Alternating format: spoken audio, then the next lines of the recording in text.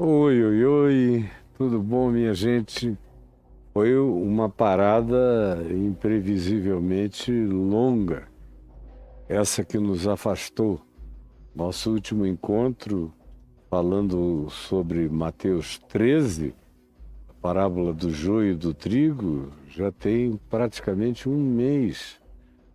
E eu estava naquela animação, quando eu concluí esse primeiro momento entre os versos 24 e 30 do capítulo 13 de Mateus, há quase um mês atrás, era uma sexta-feira. E eu falei, que pena, que hoje é sexta. Falei, tá gravado aí, porque eu tô com uma vontade, um pique, quem me dera, amanhã não fosse sábado para a gente continuar. Aí eu adoeci no sábado, dia 19 do mês passado, de julho, e meu Deus, eu só estou me sentindo apto a falar 1h15, 1h30, quando é necessário aqui na nossa exposição, agora, hoje, que eu sinto que a constipação se foi, o mal-estar na garganta, um monte de outras coisas que caracterizaram a maior dificuldade para a comunicação direta com você. Então, bem-vindos todos os que estão chegando aqui de todos os lugares e que Deus nos abençoe. Nós vamos prosseguir, abra aí, seja no papel, no livro, ou seja no seu smartphone, abra em Mateus, no capítulo 13. Eu leio na Bíblia a versão Revista e Atualizada João Ferreira de Almeida, da Sociedade Bíblica do Brasil, é o meu texto. Se alguém quiser seguir com exatidão de palavras nessa expressão de texto, está aqui, João Ferreira de Almeida, da Sociedade Bíblica do Brasil, versão revista e atualizada. Olha só o que diz aqui. Depois que Jesus falou a parábola do joio, que é particularmente uma parábola aqui do Evangelho de Mateus, você não encontra nem em Marcos, nem em Lucas, nem em João, é Mateus que fala disso.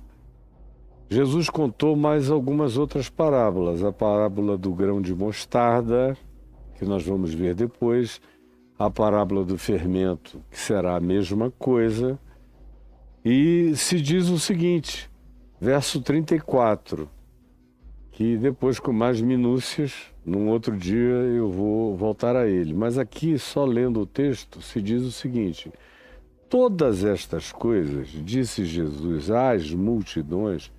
Veja que ele está falando com um grande número de pessoas, com multidões.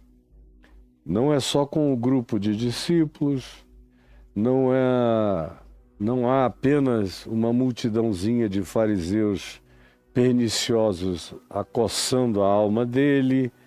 Estavam ali, imiscuídos no meio da multidão, mas o que caracterizava para Mateus aquele ajuntamento e a audição daquele público que ouvira o que Jesus dissera era essa multitude, era o fato de que se tratava de uma coletividade variada de percepções, de cognições humanas.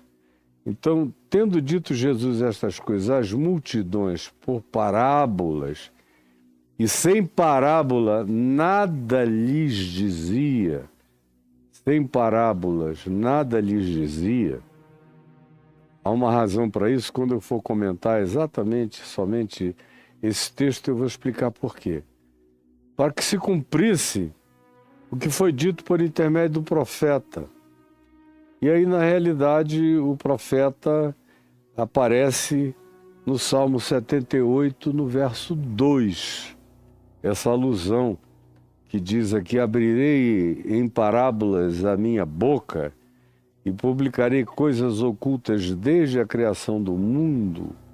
Você encontra essa alusão do verso 35, no Salmo 78, no verso 2, literalmente. Pois bem, houve esse intervalo. Jesus falou a parábola do joio e do trigo, as descrições objeticas, substantivas, semióticas, de significados simbólicos e tudo mais, de cada coisa que ele estava dizendo. Ele só descreveu as caracterizações, as ilustrações. Ele não fez aplicações nem interpretações. Aí vem a parábola do grão de mostarda, do fermento imiscuído na massa, e a razão pela qual ele falava por parábolas e se alude ao cumprimento do Salmo 78, verso 2. Pois bem, aí chegamos onde estamos hoje, onde eu quero estar hoje com você, para onde eu estou trazendo você no dia de hoje. A gente chega ao verso 36, você já chegou aí? O verso 36, que diz: então, despedindo as multidões, depois de ter falado a parábola do joio e as outras duas, às quais eu aludi aqui nessa introdução, despedindo essas multidões, foi Jesus para casa, significando dizer que ele está na Galileia, que ele muito certamente voltou para Cafarnaum. Quando se diz e foi para casa, é praticamente sempre uma alusão à residência na qual ele permaneceu boa parte daqueles 3 anos e pouco da sua vida e expressão pública, em Cafarnaum, à beira do Mar da Galileia. Então, despedindo as multidões, foi Jesus para casa. E chegando-se a ele os seus discípulos, entraram na casa, disseram: explica-nos a parábola do joio do campo. Vocês vejam que o que chamou a atenção dos discípulos foi o joio. Eles não tiveram a sua atenção chamada para o trigo. O trigo parecia pacífico, como ele é, tranquilo, óbvio, bom. É o que faz parte das expectativas melhores de todos nós, seres humanos, é que o mundo fosse e seja, ou se torne, cheio de trigo, porque o trigo dá fruto, porque o trigo é maleável, porque o trigo tem tantas utilidades, mas, sobretudo, ele é alimento básico, essencial, dos mais importantes. E o joio só parece com o trigo, mas não dá fruto, é duro, é um ente que não se verga, que não se dobra, mas parece com trigo, é a cara do trigo, mas não produz nada, ele só ocupa o espaço. E como eu disse quando eu expliquei a parábola do joio e do trigo nos elementos objeticos da descrição, lembram que eu falei que uma das características do joio, diferentemente do trigo, além de não dar fruto, é que a raiz dele é mais profunda, é mais esparramada. E ele também inibe o crescimento do trigo por baixo. Ele comunica coisas ao trigo por baixo. A capacidade dele de fazer mal também é subreptícia. Não vem apenas da incapacidade dele gerar trigo, dele ser maleável, disso tudo, não. Ele tem uma raiz esparramada, contagiosa, perniciosa, pervasiva, inibidora. Ela pode sufocar nas raízes, nas bases da existência. Assim é o trigo. E, além do que, ele chama essa atenção toda dos discípulos de Jesus por uma razão. Porque fica óbvio que o trigo é uma coisa boa, que Jesus associou ao reino dos céus.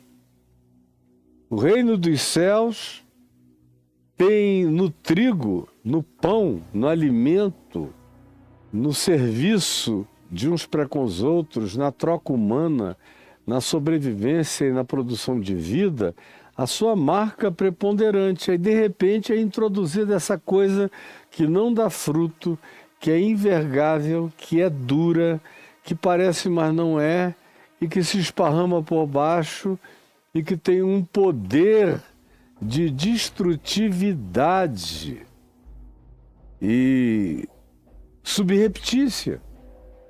E aí é óbvio que os discípulos, quando disseram o reino dos céus é assim também, na cabeça deles a questão é, poxa, a gente pensava que o reino dos céus era uma coisa boa, estava sempre caracterizada pela chegada de seres do bem, de anjos, de filhos de Deus, de gente boa, de frutuosidade que alimente a vida. Ou seja, que o reino dos céus chegue para fazer a completação de todas as nossas utopias, sonhos, desejos, preferências bondosas, mas não. Eles ficaram chocados.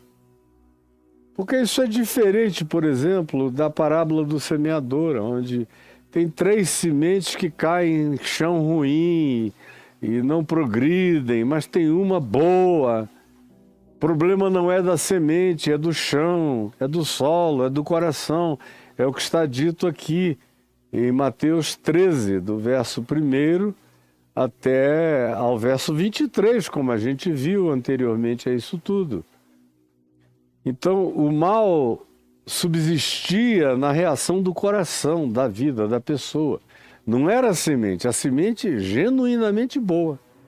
Mas agora vem uma parábola que deixa a cabeça desses discípulos, há 2000 anos atrás, na região da Galileia, onde havia também, na Alta Galileia, muito plantio de trigo. Um pessoal acostumado com essa semeadura e com essa vida no campo, e introduz um elemento negativo. O elemento negativo é, obviamente, o joio. Aí os discípulos ficam chocados. Eles esperam acabar aquilo tudo. Jesus só contou a parábola de maneira descritiva, objetica e simbólica, mas não fez explicação, não trouxe explanação, não trouxe qualquer forma de aplicativo clarificante para a percepção dos seus discípulos. Então, eles ficaram, muito preocupados mesmo. Poxa vida, que lugar mais perigoso esse reino dos céus. A gente pensava que o reino dos céus iria nos colocar numa situação de estabilidade, de equilíbrio, mas não. Ele não vem com essa completude, ele não é absolutamente bom na sua manifestação contemporânea. Ele já tem uma manifestação contemporânea, ele está manifesto hoje, mas com manifestações ambíguas. Mesmo quando a semente é boa, tem a ambiguidade do coração, como na parábola do semeador. Das 4 sementes, 3 não deram certo, só uma vingou. E agora aqui, na parábola do joio e do trigo, no entanto, a ilustração muda para um elemento mais visceral. Na parábola do semeador, o problema era individual, era a resposta de cada pessoa, cada coração, cada indivíduo, cada chão de alma, respondendo à mesma semente do bem, da boa nova, do evangelho do reino de Deus. Aqui não. Aqui tem uma falsificação na semente. Aqui, além de que o resultado de natureza humana vai ser pernicioso, enganoso, dissimulado e crescentemente pervasivo, com uma capacidade imensa de multiplicação, maior do que a do trigo, com o tempo pode encolher e espremer e tirar o espaço, tirar o chão do trigo. Tamanha a expansão no subsolo que o joio faz, além do que não alimenta nada, não produz coisa alguma para ninguém e não se verga, tem uma resistência tenebrosa em relação àquilo que ele suporta na existência e no contraditório. Ele é duro. Então vêm os discípulos com essas preocupações de, puxa, a gente pensou que o reino dos céus iria trazer pelo menos alívio para as pessoas legais, para gente boa, mas não. Além de tudo, Jesus está dizendo que a gente vai ter que conviver até o fim com esse elemento ambíguo, ambivalente, de que parece que é, mas não é, pode ser, pode não ser. O que é que a gente tem que fazer? Porque na mesma hora, exatamente como eu pensei há 51 anos passados, quando eu comecei a estudar essas parábolas, porque antes eu conhecia de orelhada, cada uma dessas parábolas eu já tinha ouvido muitas vezes em casa, mas não tinha nunca entendido nem me interessado em entender. Tinha talvez uma intuição. Mas quando eu comecei a estudar, eu também me perguntei o que a gente pode fazer para tirar esse negócio daí. Porque isso é muito pervasivamente ilusivo, penetrante, dissimulado, maligno, parece que é, mas não é. E a gente vai o que? Assistir? Foi a questão que ficou, e agora? Então, depois disso, eles entram na casa, se aproximam de Jesus e dizem, explica-nos a parábola do joio. Vocês vejam como o mal tem uma propensão para criar a bandeira, para criar o label, para definir o tempo, para fazer com que a gente se concentre no zeitgeist dos eventos históricos, com um olhar muito mais voltado para a percepção do mal, da guerra, do ódio, da hipocrisia, da dissimulação, embora cada dia que passe, esses elementos se expandam e cresçam mais, como é comum ao joio, no seu poder de expansão. E isso tem uma força de tomar conta da nossa mente extraordinária, mesmo no nosso dia a dia. Você já notou que, por exemplo, as matérias de um telejornal, de um jornal, de um grupo de informação, em qualquer que seja a mídia, o que mais bomba, o que mais repercute, o que mais viraliza, o que mais chama atenção, é o que de pior possa acontecer, é o que de mais maligno se possa fazer, é o que mais desumano se possa promover, é o que de mais tenebroso se possa apresentar. É isso que chama a nossa atenção. Não é o trigo. O trigo, meu Deus, frequentemente as pessoas take it for granted. Tratam o trigo como se não fosse mais nada do que a obrigação da vida botar o trigo em relevância. Trigo.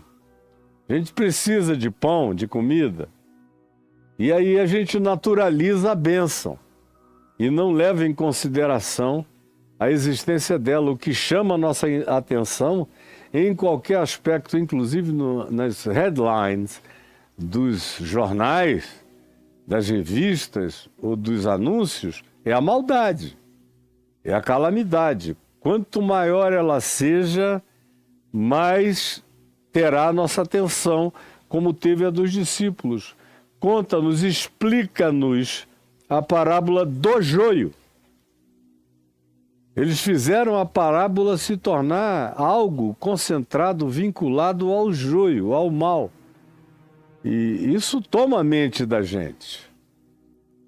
Quando a gente começa a lidar e a perceber a ambiguidade, a ambivalência da existência, como a árvore é do conhecimento do bem e do mal, e como bem e mal crescem juntos o tempo todo,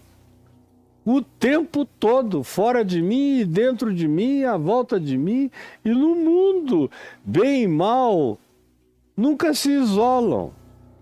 Não existe um lugar que seja só do bem e um outro que seja só do mal.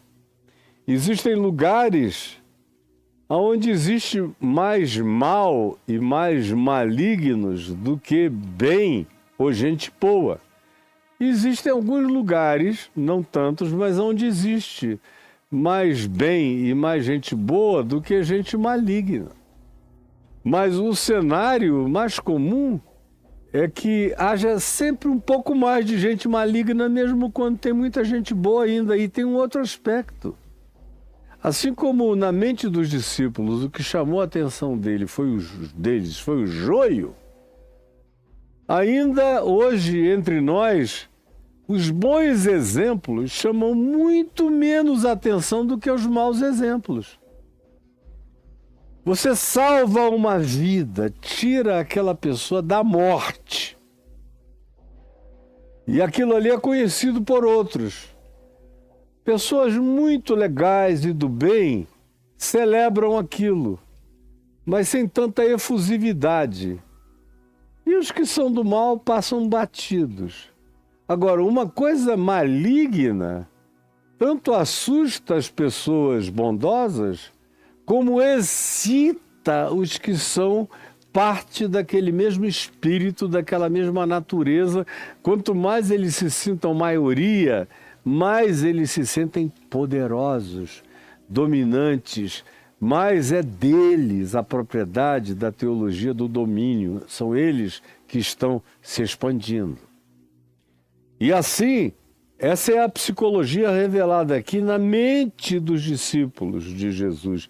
Explica-nos a parábola do joio. A gente quer conhecer o significado desse mal.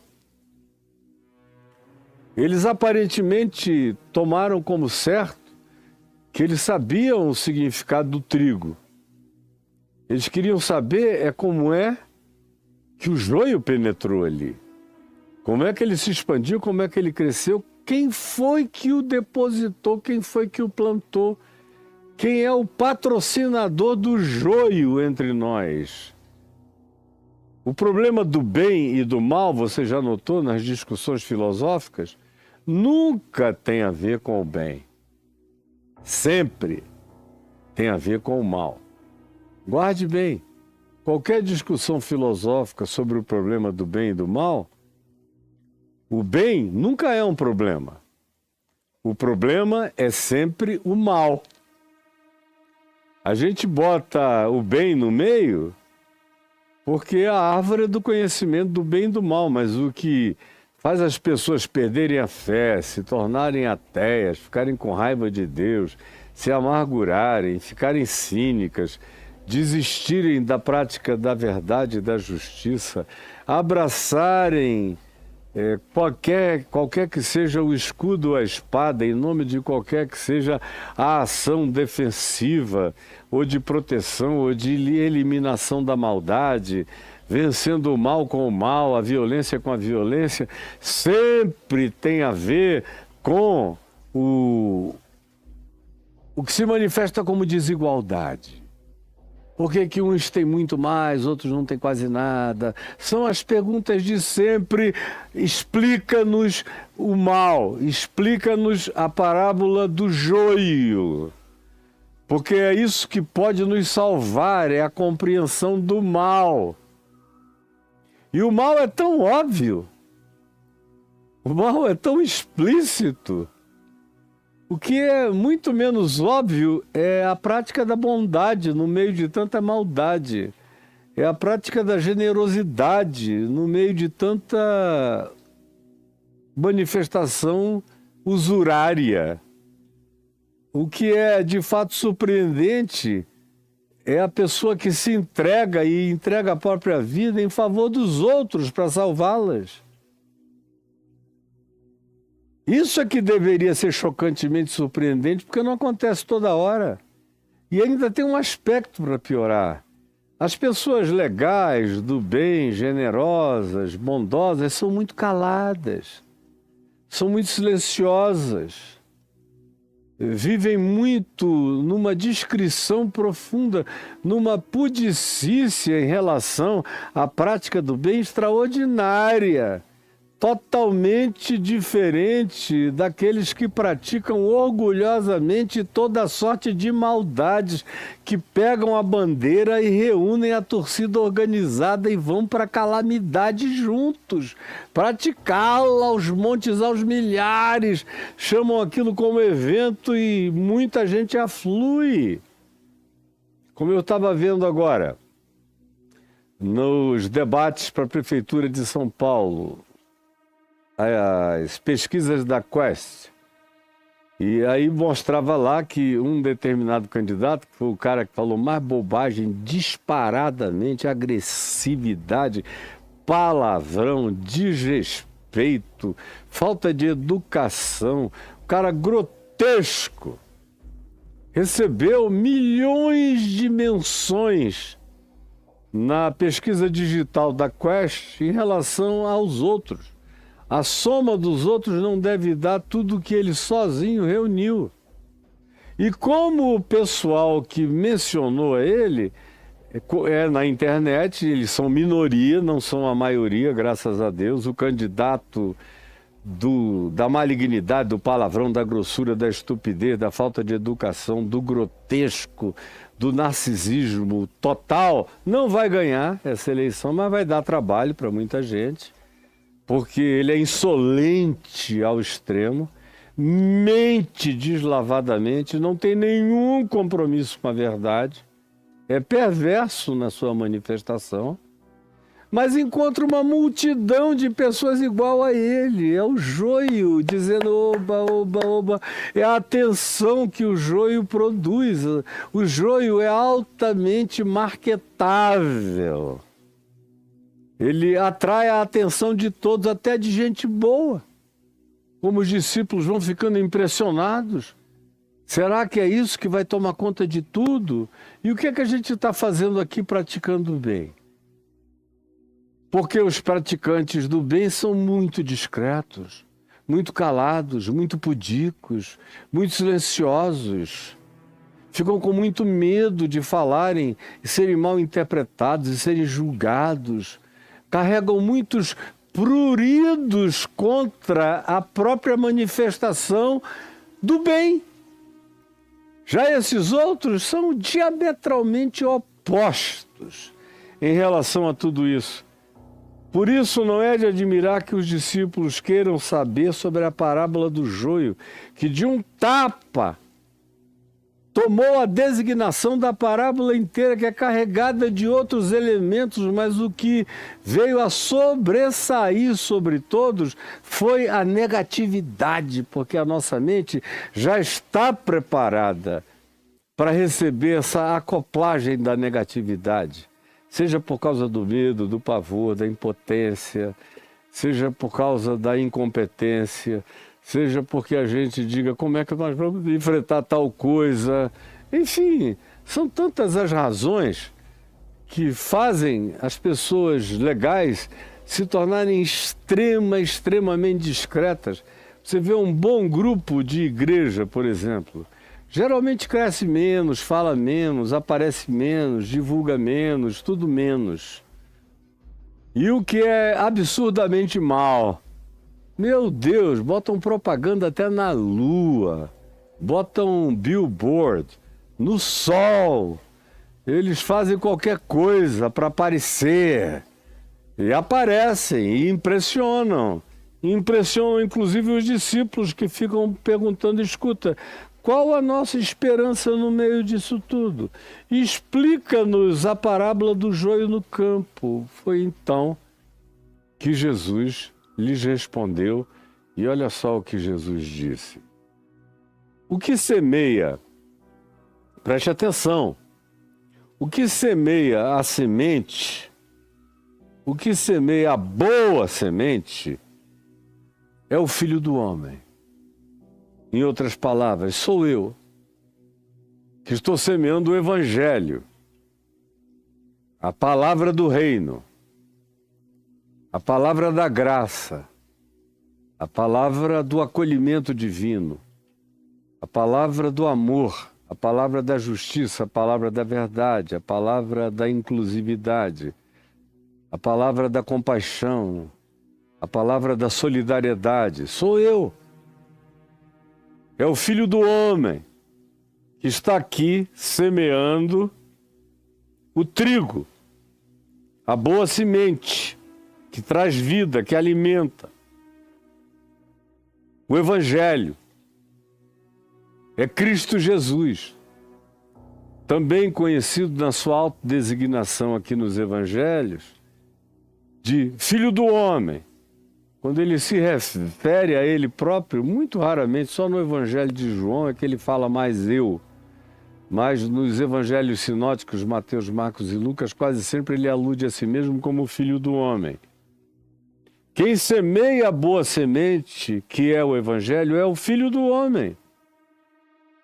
O campo aonde essa boa semente é semeada,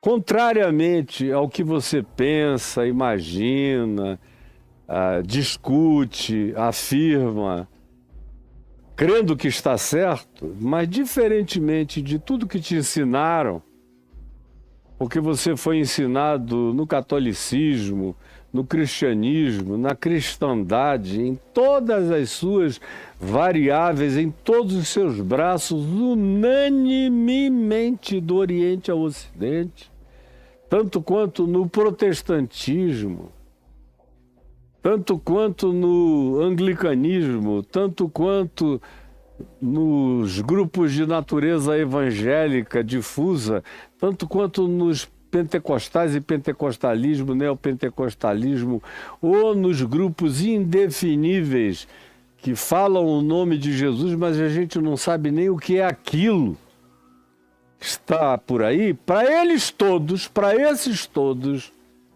nessa cristandade, entre aspas, toda, o campo, adivinha o que é? O que te ensinaram, é só você lembrar. O que é que ensinaram a você? Me diga, o que é? Quem são esses? Que campo é esse?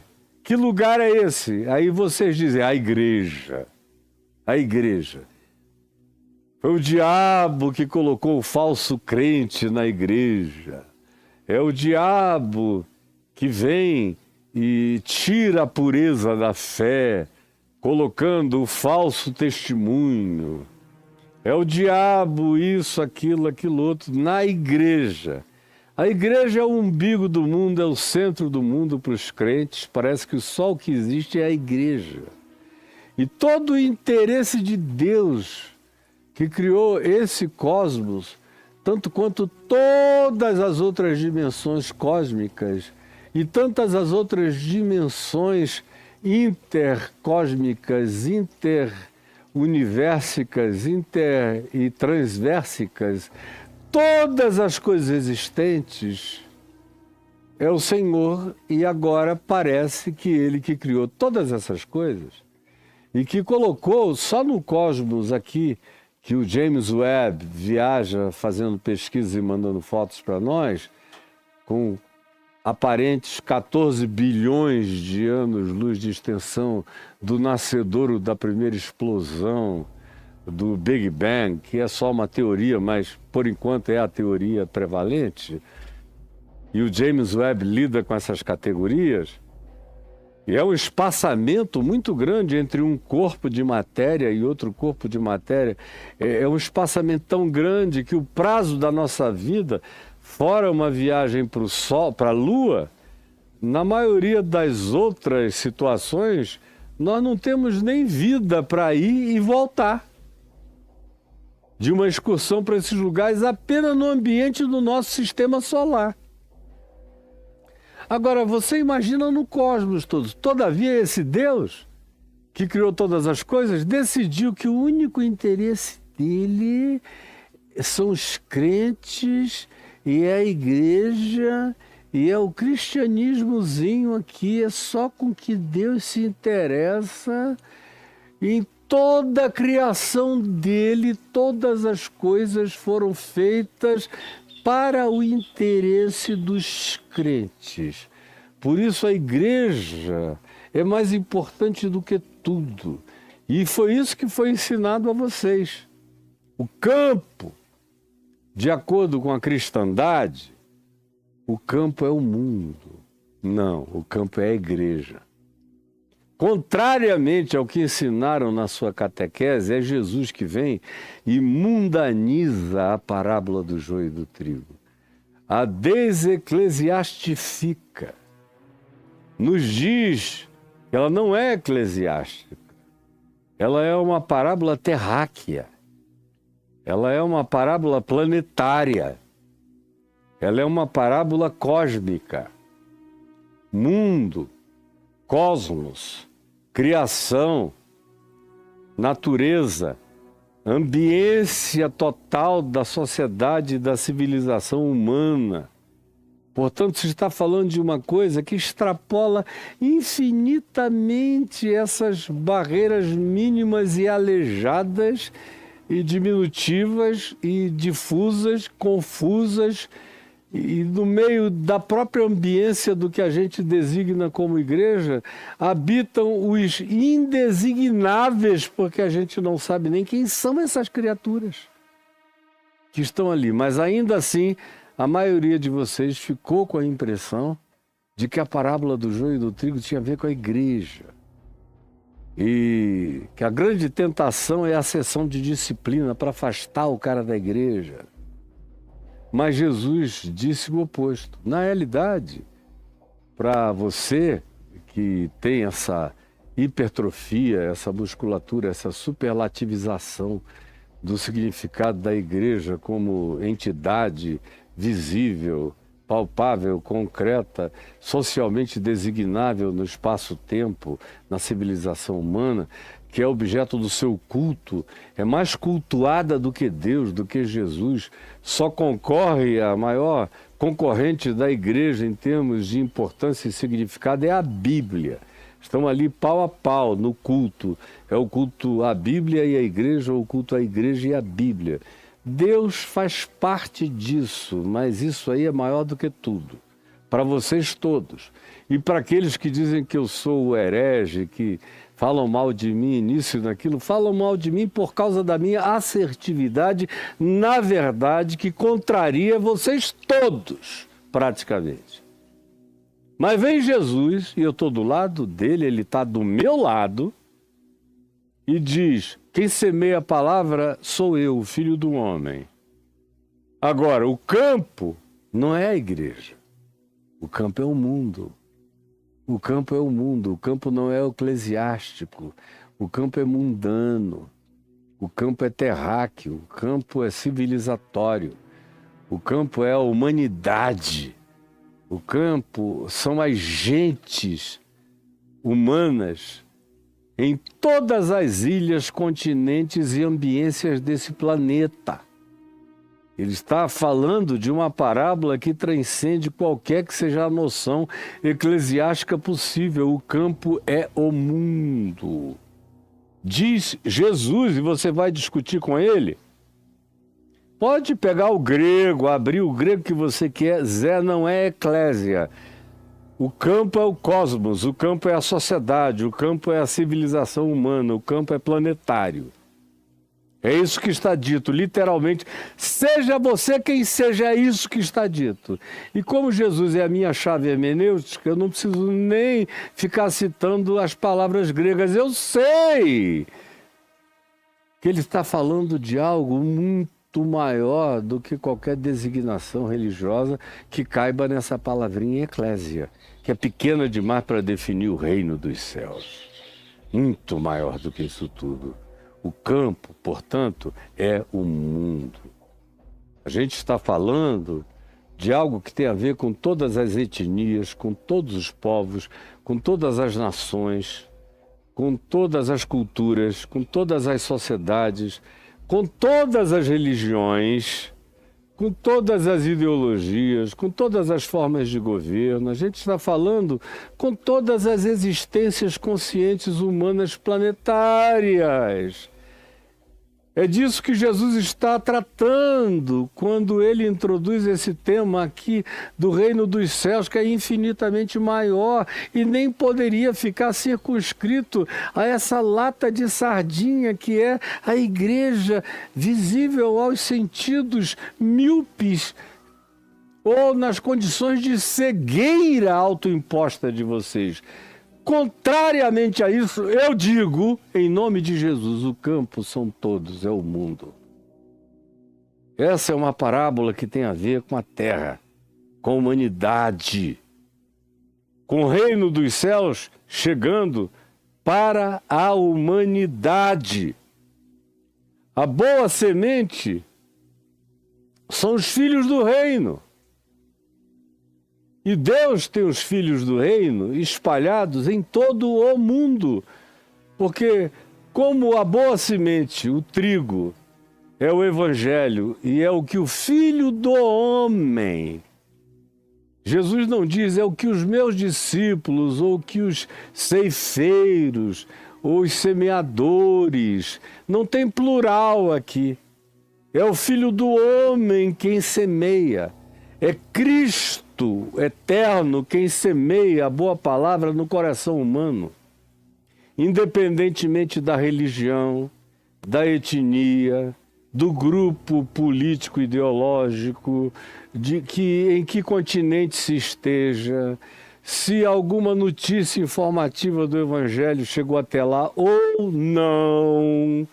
Para além de todos esses condicionamentos criados, construídos pela religião, vem Jesus, derruba com um peteleco isso tudo e diz: eu sou o único que semeio essa palavra. Essa palavra só é boa, só é trigo plantado no coração, produzindo gente boa, quando ela é originalmente a minha palavra. Quando ela é originalmente a minha palavra. Não é a palavra da religião, não é a palavra dos batistas, presbiterianos, católicos, ortodoxos, anglicanos, luteranos. Não, seus idiotas, não. É a parábola que o Filho do Homem continua semeando. Ele semeia no silêncio das noites, semeia onde ninguém está esperando, semeia muitas vezes onde ninguém nem ouviu falar o nome Jesus, semeia onde não chegou ninguém com a informação, semeia porque ele é livre, porque ele, o Espírito dele sopra onde quer, para quem quer. No máximo a gente ouve a sua voz. Quando somos bem-aventurados, ouvimos a sua voz, mas não sabemos de onde ele vem e nem para onde ele vai. Embora os crentes tenham certeza absoluta que ele não está indo a lugar nenhum, porque ele está preso dentro daquela casinha ali que eles chamam de templo, igreja, e fora dali não há Deus. De tão ateus e perversamente malignos e reducionistas e blasfemos que se tornaram. Contra eles e contra isso tudo vem Jesus e diz: o campo é o mundo.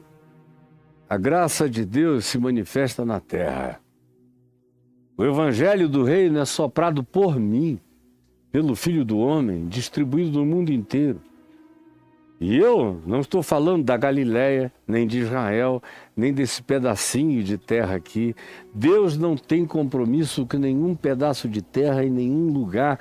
Todas as coisas são dele. A terra e tudo que nela se contém, o mundo e todos os que nele habitam, diz o Salmo. Sim, ao Senhor pertence a terra e tudo que nela se contém, o mundo e todos os que nele habitam pertencem ao Senhor. Aí ele diz, eu semeio essa semente, semeio no mundo. Embora ele estivesse ali na Galileia, nas imediações de Cafarnaum, mas a palavra dele estava sendo semeada no mundo desde sempre. Desde o primeiro ente cognitivo que abriu os olhos e disse eu, e disse tu, e disse uau, mundo, que Deus está falando com a mente, com o coração dessas pessoas, tanto quanto ele se comunica com os animais, com os vegetais, com toda a sua criação. Tudo é nele e tudo está conectado nele. E nele são todas as coisas e dele derivam todas as coisas. Eu não posso ter um Deus menor do que isso. Aí ele diz, o trigo espalhado na civilização humana, no mundo da sociedade humana, são os filhos. Que coisa linda como ele os chama. São os filhos do reino dos céus, do reino de Deus. São os filhos do trono levantado somente nos corações humanos, onde há a entronização do amor. Ali eu estou, a entronização da compaixão, da bondade, da misericórdia, da fidelidade, da lealdade, do socorro, da solidariedade, da empatia, da simpatia, da verdade, da busca de justiça. Ali eu estou, em qualquer lugar da terra, em qualquer lugar do mundo, até no cristianismo, até no cristianismo, até no cristianismo. Quanto mais nos outros lugares onde tem muito mais pureza acerca da liberdade de Deus do que no cristianismo, que é o pior lugar do mundo, onde se diz que eles é que controlam Deus, que Deus está sob o comando das palavras de ordem, que esses estelionatários do inferno anunciam e dizem, e vocês correm atrás. Que povo mais horroroso, pelo amor de Deus. Por isso não é à toa que tem uma vocação para ser joio que não tem tamanho. O campo é o mundo, a boa semente são os filhos do reino. Em qualquer lugar da terra tem filhos do reino, vá dormir com esse barulho. Me chame de herege até ficar rouco, até perder a voz. A minha vai continuar firme até eu partir. Depois que eu partir, vai continuar ecoando no planeta Terra, abençoando gente por muitas outras gerações. Eu sei e você sabe também. Agora, essa é a palavra do reino dos céus, do reino de Deus, para o mundo inteiro, para a terra inteira. Os filhos do reino são semeados pelo Filho do Homem. São os que desabrocham nessa semente trigo, nessa existencialidade pão da vida, nesse modus vivendi do trigo de Deus, do pão de Deus, da vida de Deus, que ele distribui com os seres humanos e com o mundo todo. E esses filhos do reino estão aqui para serem manifestação dessa distribuição de comida, de alimento, de vida, de graça planetária. Assim como Deus tem os filhos do reino em todos os lugares do planeta Terra, mesmo que você não conheça, você não tem nada a ver com isso. Cara, dê graças a Deus que essa palavra, quem sabe, atingiu você, apesar de você ser crente, olha como a palavra de Deus chegou até você. Agora, não fique pensando que isso é um privilégio seu, não. O Espírito está livre, o Espírito Santo. Falando com as pessoas aonde Ele quer. Quem crê no Espírito Santo aqui sou eu, não é você não. Teu Espírito Santo só acontece quando tem algum doido falando alguma maluquice ininterpretável. Aí você diz, acho que é o Espírito falando. Meu Deus, vá se internar sozinho antes que te agarre e te ponha numa camisa de força, porque você ficou doido. Vocês todos ficaram loucos. Mas é Jesus falando contra tudo, contra todos. O campo é o mundo, a boa semente são os filhos do reino. Os joios são os filhos do maligno. Aí você diz, o diabo tem filhos nesse mundo? Cara, foi Jesus que disse que tinha. Foi Jesus que disse que tinha. E nos ambientes da religião, aí é que tem muito mesmo. A religião é o lugar ideal para os filhos do maligno crescerem. É o lugar onde você pode apenas parecer, sem ser. Qual é o lugar mais ideal possível para você parecer sem ser? Não é a torcida do Flamengo, nem a do Corinthians, ninguém está nem aí. O lugar onde se julga as pessoas pela aparência é a religião, dentre as quais a do cristianismo e a do islamismo, mas o cristianismo se especializou enormemente na persona, na farsa, na dissimulação, no mascaramento, na hipocrisia. Nos dias de Jesus era aquele judaísmo com o farisaísmo que o matou, juntamente com os saduceus, sacerdotes do templo, autoridades religiosas, todo mundo joio. Os líderes da religião nos dias de Jesus eram todos joio. Não tinha trigo liderando o sinédrio. Como não tem praticamente trigo, o Papa Francisco é uma aberração histórica no Vaticano. Guarde bem o que eu estou dizendo, o Papa Francisco é uma aberração histórica no Vaticano. E graças a Deus é praticamente um sinal dos tempos, uma aberração de gente humana falando a simplicidade óbvia do Evangelho, num lugar de onde só saiu muita loucura na maior parte das vezes nos últimos 1.700 anos. Pois bem, os filhos do reino são o trigo, plantados pelo Filho do Homem. Agora, o joio são os filhos do maligno, plantados pelo diabo.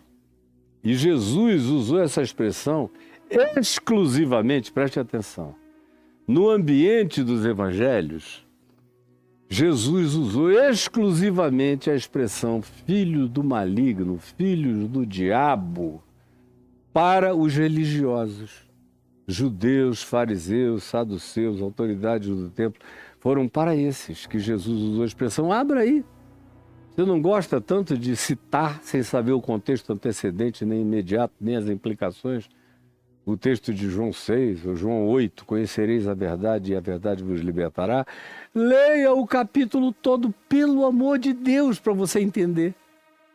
Para quem que Jesus não está dizendo as coisas positivas e para quem ele está falando as muitas coisas negativas daquele capítulo 8 de João? Vá lá e leia. Se você tiver coragem, hombridade, vá lá e leia e se enxergue. Pois bem, o joio são os filhos do diabo. Mas eu vou deixar para dizer para você amanhã como se manifestam esses filhos do diabo. E você vai ver como esse convívio é íntimo.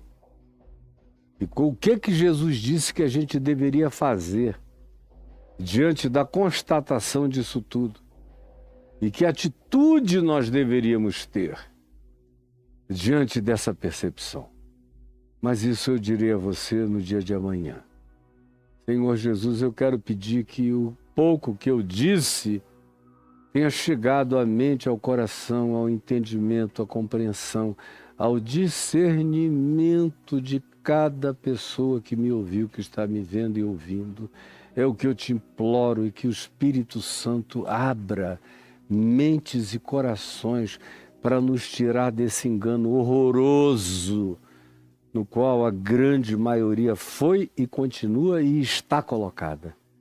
Eu peço que tu tenhas compaixão de todos os que estão ouvindo, porque eu sei que a tua compaixão é sobre todos os que também não estão ouvindo, mas que tem um coração muito mais humano do que a maioria desses que estão me ouvindo, com um coração empedernido, empedrado, endurecido, cheio de arrogância e de maldade. Tem compaixão de nós, todos nós, em nome de Jesus.